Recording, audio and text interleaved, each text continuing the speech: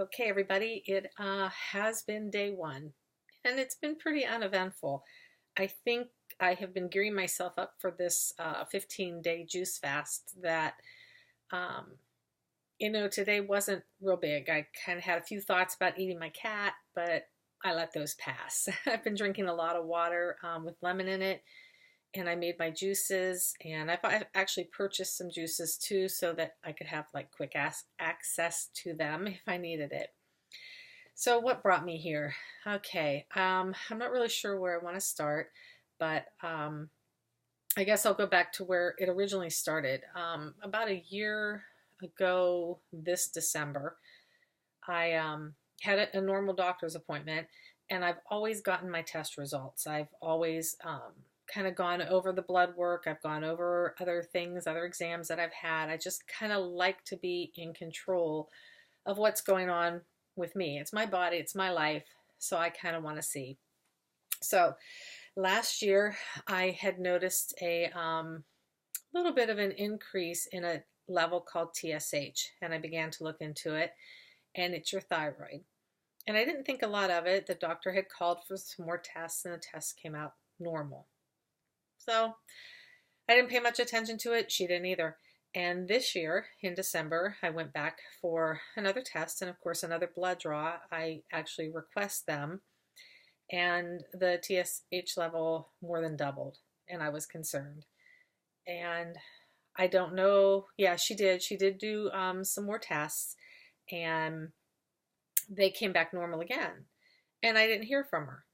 And I thought, I kind of know, we're kind of getting into like on a level where it's kind of serious, and I'd like to know what's going on. I also know that when your thyroid is done, you have to be on medication for the rest of your life, and that definitely is not a choice of mine. I've gotten to the point that I am right now in my life without any medications, and I'm going to fight, kick, and scream out of here, So I'm not taking any meds. So I actually text her on this application that you have where you get your results and you can actually ask the doctor a question. And I said, should I be concerned? And she wrote back and she said, we'll test you in 6 months. Seems like it's subclinical hypothyroidism. Oh, okay. What's that? So I went in, I started looking into it, and I'm a little dismayed at the medical profession. My level more than doubled. She's given it a clinical name, pinpointed a problem, and said, we'll test you again in 6 months. So if I do nothing, in 6 months, it's going to worsen. And 6 months from there, it's going to worsen. And it kind of made me really angry because I thought, is this what the medical profession does? Do they wait until the problem is so bad that in order to reverse it or to turn around from it, they don't give you much of a fighting chance at all? So I started digging in deep, and I started looking on the internet. And of course, you see all the negative things, and I've joined a couple groups and you hear all the negative stuff. And then I found one person, and he actually has, I believe he has hypothyroidism, and he has done videos, probably, I'm thinking, for the past, I don't know, few years, and I started watching them from the beginning. And I'm going to tell you about him because he probably has been the most influential in my decisions on what I'm going to be doing. But his name is Jorge, and if you want to check him out on YouTube, it's Hypothyroidism Success Story.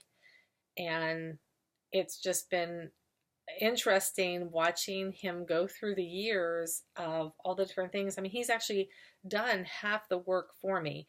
Again, his DNA is different than my DNA, and I have to fit what works for me. Then my daughter actually found, I don't know if you can read that, but anyway, it's The Thyroid Connection by a doctor named Amy Myers. And she actually has thyroidism, hypothyroidism, I believe. And her book, I read the whole thing. And then I also went to Dr. Oz online, who added a few more beneficial things about what I'm going to be doing. But all in all, the first thing that almost everybody says is you got to clean your system. You got to clean your gut. And there's this thing called a leaky gut, and we all get it because of the crap that we eat. There's just so much. I don't know. But because of all the crap that we eat, our lining gets thinner and thinner, and then the more crap that we eat leaks out into, our body. And when that happens, our body starts to attack it because it's foreign. And, I don't know all the stuff that starts happening, but it basically obviously isn't good. And that's the disease that starts to happen, and the overwork of your glands and your thyroid and your liver, your kidneys and everything. And before you know it, you got a problem. So I'm trying to change my problem. From what I read, you cannot, like, once a thyroid starts going, you can't, if your thyroid's gone, it's gone. It isn't going, you're not going to be able to get it back up and running, and you're going to have to do something forever. But because mine is subclinical and I'm still kind of, okay, I have a chance. And this is what people should have. They should have a chance to take matters into their own hands, which is what I'm doing. And if I go for my blood work, in 6 months and nothing's changed, then I'm going to do what I have to do. I don't think doctors are not important, but I think that there's a process that we should be allowed the choice. Now, some people don't mind taking a pill or 10 for the rest of their lives, but I do. So we should be allowed to have that choice to, do something alternatively. And that's what I've chosen to do. So that was like the big, long explanation for what I'm doing. And I'm sharing it again, too, because I want to be held accountable for what I'm doing. So let me tell you some things about hypothyroidism. You get so tired. Now, and I thought I had none of these symptoms, okay? But you get tired and your hair falls out, and, you can get goiters in your throat, and it messes with your bowel. It messes with your digestive system. I can't think of all the things. Dry skin, you get chilled. And I didn't think I had any of these. When I decided on December 21st of 2016 to take matters into my own hands, I started to take a couple supplements. And one is a thyroid supplement, and the other one is this one called Bladderwreck. And it's just high in iodine and a few other things, and magnesium. When I started to take these, I didn't even, like I said, I didn't realize that I, had a problem. But I noticed my neck. It sounds so strange, but I'm guessing my neck was larger, because after I noticed it was like not as large, or it felt different. This area felt different to me. The other thing I noticed is I used to get very chilled. I mean, my kids will tell you, when we would go out to eat, I would be freezing. Where I work, I would always wear my coat because I was constantly cold. And the other thing is my eyelashes. I mean, I just thought it was just me, and that's what happens when you get older. My eyelashes were like so almost non-existent, and they've grown back. And I'm like, are you kidding? I didn't even realize that things were going on in my body and were happening, I'm believing, because of my thyroid. And now things have changed. So with all that, I did some math, and something at work, they started, like, if you have your blood work done and you turn it in, you get a discount, like on your, not a big discount, but you get a little discount on your health insurance. So I always do it anyway. So I figured, you know what, if your work cares enough about your blood work, maybe you should too. I suggest, this is just me, for everybody, go have your blood work done, have your blood drawn. No excuse, it's not a comfortable thing to do. I don't like doing it, but the results are amazing, because you're going to see all the stuff that's going on inside of you. And it's really very cool. And if you start reading about what all the different terms are of the things, that they've checked, it's very interesting. It'll help you a lot. So in that, okay, hypothyroidism, there's 1 out of every 8 people have symptoms or have full-blown hypothyroidism. That's 12% will suffer from it. 60% don't even know it. You know, you have something that eventually is going to, I mean, it'll change your life. I mean, if you watch Jorge and his videos, and he suffered a lot. You know, and actually I just met a girl the other day, and she's like on disability because she can't work, she can't sleep, but she can't rest, and she's tired all the time, and she's got autoimmune problems and everything else. I mean, it could possibly ruin your life. So 60% of the people don't have it. So what I did is I counted the people that I work with. I work around about, let's say, 90 to 100 people. Okay. Now, I know I have it. I'm 1 in 8. But if you take that 8, okay, that means there's 11 people that's around me. And I know the demographics and the ages and things like that. It's such a skewed like test, or, you know, what we're doing. But basically, out of the people that I'm around, 11 people could possibly have it and not even know it. Okay. And I think that's where the blood work program comes in so handy.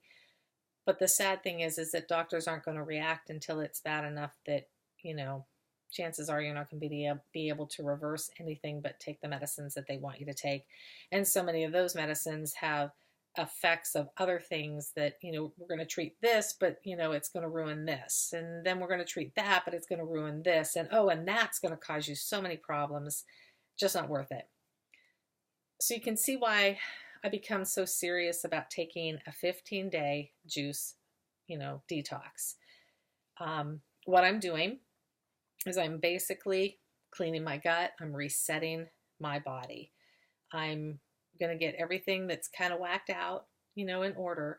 And like I said earlier, I eat pretty well. I mean, I'm not big on vegetables, you know, but I do eat pretty well. A long time ago, more than 15 years, I got rid of soda or pop. I don't chew gum. Trying to think some other things that I don't eat partially hydrogenated oils. I don't eat high fructose syrup. You know, I'm kind of really picky about what I eat, where I eat, you know. Pretty much only eat chicken. Every once in a while I eat steak. I definitely don't eat pork. So I ate pretty good to begin with, so it made me going into this a little bit easier. There were some things. Now, Dr. Myers, she suggests getting rid of dairy and gluten totally, or going gluten-free, basically forever. That's it. Just be done with it. And I'm not set on that. And later on in the video, or later on in the series, I'll tell you why, because I found some other things about gluten and about the leaky gut and about dairy and how sometimes we need these irritants in our body. Okay, but that's for another time. So anyway, I've been driving people crazy. I've been talking about this, and I'm excited to go through this because I have a chance to take control of something that's going on in my body before that control is taken away from me. And I like that. So here I am. I think I explained that. I'm taking notes. Day 1.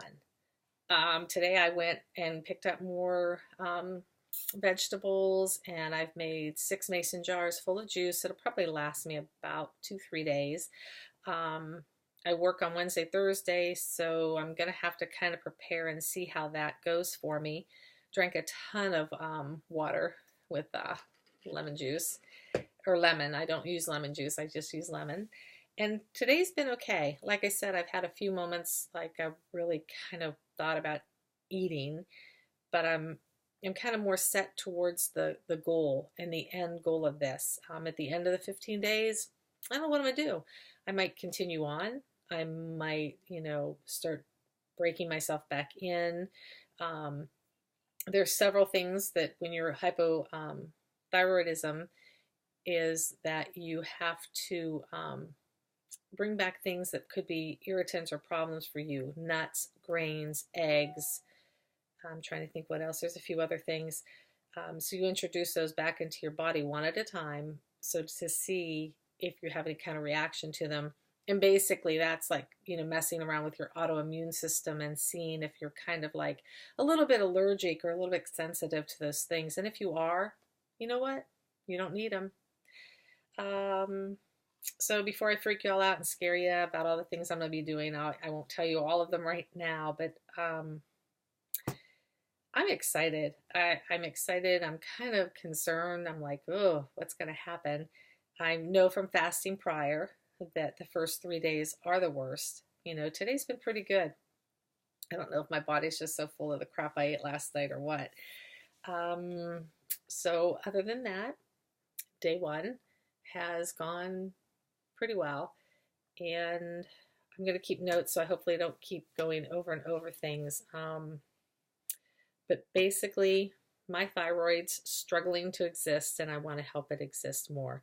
I want to aid my body in healing itself, and that starts with cleaning it out first, from here all the way down. And that's a process, and there's only one way to do it. And yes, buying all vegetables, a little bit of fruit is expensive. I get it. And I buy organic, so it costs me a little bit more. Like, okay, what I get, about 6 mason jars full of juice. And that probably cost me about $55. I have some stuff left over, and I'll be going back to the store tomorrow. But I didn't buy pizza, candy, chips, bread, cheese, milk, whatever else I buy at the store. I didn't buy any of that stuff. So, you know what? Does it equal out? It may, but you know what else I didn't buy? I didn't buy thyroid medicine and several trips to the doctor and, whatever else that I'm going to need to survive, my hypothyroidism. Oh yeah, there's another big one too. You gain weight. And if you don't gain weight, you maintain weight. And I was going to the gym. I was adamant. I was working my butt off. And I had lost some weight, but I just seemed to, for as much as I was working and for as little as I was eating, I wasn't really going where I wanted to go. And I'm pretty sure that, where I was at and my levels probably had a lot to do with that.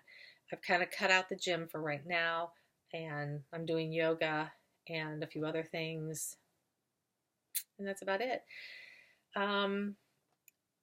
If you know somebody who has been diagnosed, or you know what, check out that TSH level on your blood work. Ask to see it. Ask to see your blood work. Ask to see your results and get them.